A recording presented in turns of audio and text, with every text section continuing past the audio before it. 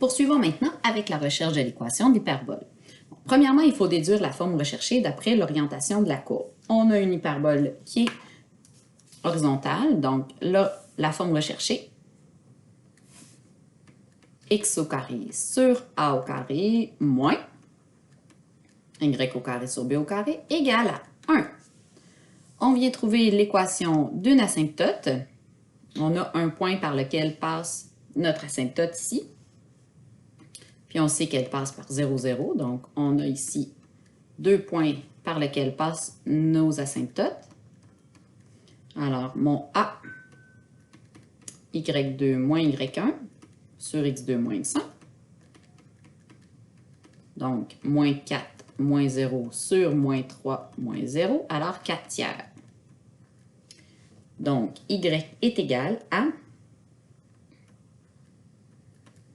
4 tiers x. Alors maintenant, à l'aide de notre sommet et de l'équation de l'asymptote, on va venir déduire le paramètre b. Mon asymptote est donné par b sur a. Peut-être que ça, c'est simplifié, là. Donc ici, ce que je sais, c'est que mon b sur a donne 4 tiers. Mon sommet, regardez votre sommet ici, là. Il est à 6,0. Ce qui veut dire que le A vaut 6. Alors, quel est le B? Ben, je suis juste à faire mon petit produit croisé. 4 fois 6 sur 3.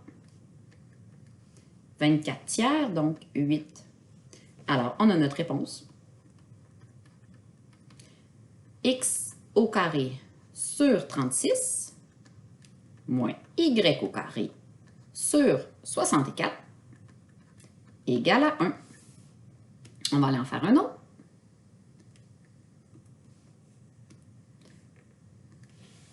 Même principe ici. On vient déduire la forme recherchée d'après l'orientation de la courbe, donc x au carré sur a au carré plus, moins y au carré sur b au carré, mais cette fois-ci, c'est égal à moins 1. OK, alors là, ce qu'on sait, c'est le b et le c. Donc, dans ce cas-ci, on va venir trouver le paramètre a à l'aide de Pythagore. C au carré est égal à a au carré plus b au carré.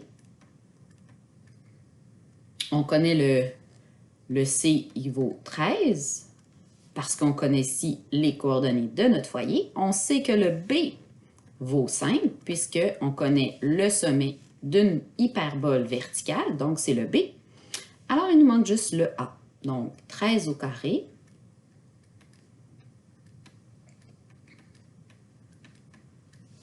Donc, 169 moins 25. Ça va me donner 144 égale à A au carré. Donc, on a tout de suite notre réponse. X au carré sur 144 moins Y au carré sur 169 égale à moins 1. Donc, voyez-vous, on a fait deux exemples différents selon les informations qu'on avait. Maintenant, je vous laisse pratiquer à la page 20. On va aller regarder ensemble un numéro, une lettre de la page 21. Très important que vous fassiez là, les exercices tout à l'heure. Ici, vous voyez qu'on a une équation d'asymptote, tandis qu'ici, c'est comme l'exemple numéro 2. Donc, je veux que vous preniez vraiment le temps de bien pratiquer ça. On va venir faire un exemple ensemble de la page 21. On vous demande de déterminer les équations des asymptotes, les coordonnées des foyers de l'hyperbole, ainsi que son équation. Donc, pour trouver les asymptotes, on a besoin tout simplement d'un point par lequel passe notre asymptote. Je vous en donne un ici. Puis il passe par le point 4,3. Donc, premièrement, mes asymptotes.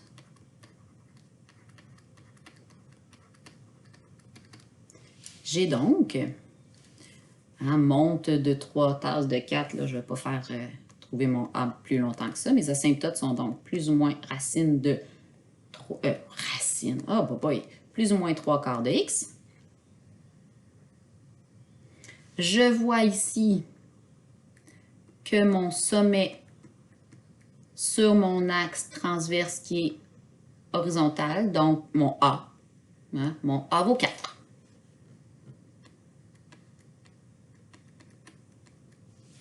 Bon, et là, ici, hein, je cherche le B. Ça ne devrait pas être trop compliqué. Regardez, vous avez votre asymptote qui vaut 3/4. Ça, c'est B sur A. B sur A qui vaut 4, donc B vaut 3 aussi. Il nous reste juste à trouver le C.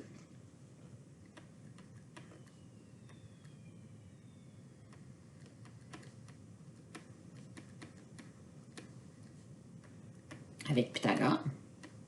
4 au carré plus 3 au carré, ça fait 16 plus 9, 25, donc C vaut 5. Et là, qu'est-ce qu'on vous demandait? On vous demandait dessus les coordonnées des foyers. Donc mes foyers. Comme ils sont sur l'axe des X, ils sont à moins 5, 0 et 5, 0. Et on veut savoir l'équation. Comme elle est horizontale, j'ai donc x au carré sur a qui vaut 4, donc sur 16, 4 au carré, moins y au carré, b qui vaut 3, donc sur 9, égale à 1. Donc voilà, pour celle-ci, je vous laisse faire la lettre B. Donc un peu plus de pratique dans cette partie-là, vous devez le faire par vous-même. Et on va aller finir cette capsule par les régions associées à l'hyperbole. Donc encore une fois, ça se fait bien. Même principe, on transforme notre inéquation en équation.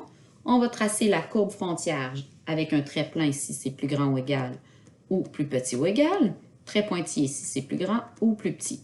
Pour savoir la région à hachurer, je vous recommande fortement un point témoin, OK? Parce que là, comme si des fois c'est égal à 1, moins 1, ça varie. Alors, apprenez pas par cœur. Utilisez votre point témoin, ça va être beaucoup plus sécure. OK, donc, ma droite frontière, c'est tout simplement x au carré sur 49 moins y au carré sur 36 égale à 1. Mon A vaut 7, mon B vaut 6. Ça veut dire que mes asymptotes, plus ou moins 6 septièmes de x. C'est une hyperbole qui est horizontale parce qu'elle est égale à 1. Donc, mes sommets sont sur l'axe des x. Je ne vais même pas placer mes foyers là, parce que là, on se concentre sur la région à hachurer. Alors, je ne trouverai pas mon C. Je vais venir ici tracer mes asymptotes. 1, 2, 3, 4, 5, 6, tasse de 7. 1, 2, 3, 4, 5, 6, 7. 1, 2, 3, 4, 5, 6 et 1, 2, 3, 4, 5, 6, 7. Je trace mes asymptotes en pointillé. Bien là, mon asymptote en pointillé. Je vais aller faire l'autre après. Donc, ça, j'ai monté de 6. Ça. Je ne me suis pas trompée, là. 1, 2, 3, 4, 5. Oh, t'as peu, là. J'ai deux yeux dans le même trou. 1, 2, 3, 4, 5, 6. Ouais, c'est bon. J'arrive. OK. Alors là, je monte de 6, je passe de 7. 1, 2, 3, 4, 5, 6, 7. J'arrive à la même place, là. Donc, OK.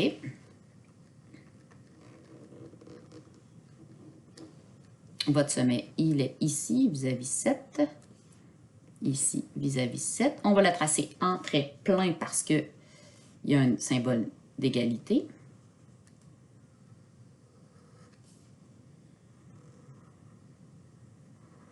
Et là, vraiment, je prends un point témoin. Mon point témoin, je prends 0, 0.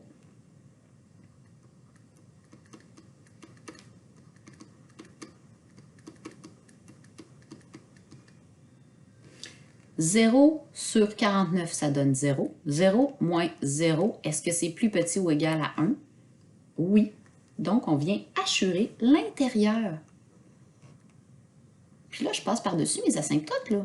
Ce que je veux, c'est hachurer entre mes deux courbes, à l'intérieur de mes deux courbes. Alors, voilà la région qui correspond à l'inéquation de cette hyperbole.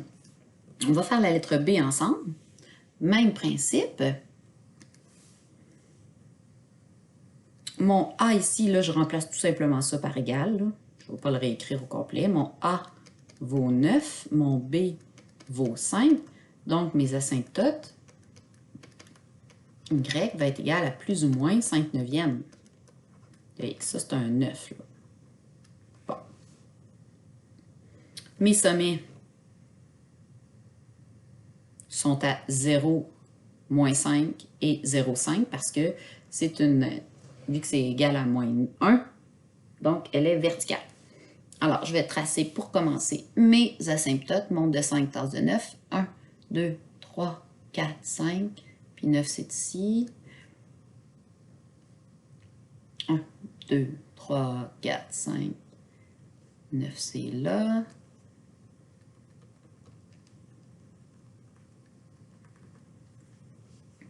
Même chose de l'autre côté.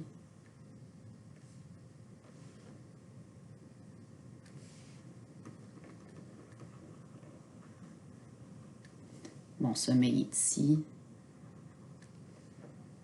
C'est pas long là, quand on la trace en pointillé parce qu'il n'y avait pas d'égalité. Faites attention à tout ça, tous ces petits détails-là. OK, on prend encore une fois notre point témoin à 0, 0.